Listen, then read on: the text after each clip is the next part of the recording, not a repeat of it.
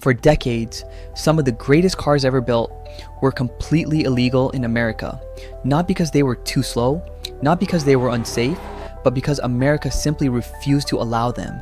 Cars like the Nissan Skyline R34, the Mazda RX-7, the Toyota Supra, machines that became legends across the world, while American enthusiasts could only dream about driving them. And strangely enough, the more forbidden these cars became, the more people wanted them.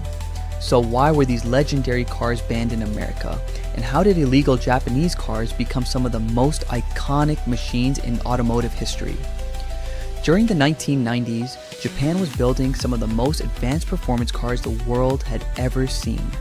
Toyota, Nissan, Mazda, Honda, every company was obsessed with speed, technology, and innovation. This wasn't just competition anymore, it was a full-scale performance war. The Nissan Skyline GTR became known as Godzilla.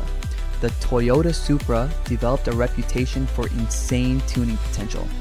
The Mazda RX-7 shocked the world with its lightweight rotary engine. And the Honda NSX proved Japan could challenge Ferrari itself. These cars weren't just fast, they felt futuristic, especially compared to many American cars at the time. While muscle cars focused on raw horsepower, Japanese manufacturers focused on precision, balance, turbocharging, technology, and slowly, Japanese performance cars started building a cult following across the world, especially among younger enthusiasts. But there was one major problem. Most Americans couldn't legally own them. America had extremely strict import laws. Any foreign car entering the country had to meet complicated safety and emissions regulations, and many Japanese performance cars simply weren't designed for American standards, especially cars built only for the Japanese domestic market, also known as JDM cars. As a result, many legendary vehicles became illegal to import into the United States, unless they were heavily modified or extremely expensive to legalize. Then came the infamous 25-year rule, a law stating that foreign cars under 25 years old could not be freely imported unless they fully complied with US regulations. For enthusiasts, this was devastating, because while the rest of the world enjoyed cars like the Skyline R34, Americans could only watch them through magazines, video games, and movies. And ironically, that restriction made these cars even more legendary, because forbidden things often become more desirable.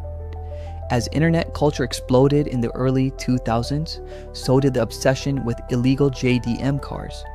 Movies like Fast and Furious transformed the Toyota Supra and Nissan Skyline into global icons. Video games like Need for Speed and Gran Turismo allowed players to experience cars they could never legally own. And suddenly, an entire generation became obsessed with Japanese car culture. Forums, street racing videos, underground imports, Tokyo highway footage. These cars started feeling less like machines and more like myths, especially the Nissan Skyline R34. For many enthusiasts, the R34 became the ultimate forbidden car. Aggressive styling, twin turbo power, advanced all-wheel drive, and a reputation that felt almost untouchable. The Skyline wasn't just popular anymore, it became legendary. After decades of waiting, the 25-year rule finally started allowing some legendary Japanese cars into America legally. And demand exploded instantly, prices skyrocketed. Cars that once sold for reasonable prices in Japan suddenly became collector items worth hundreds of thousands of dollars, especially the Skyline R34.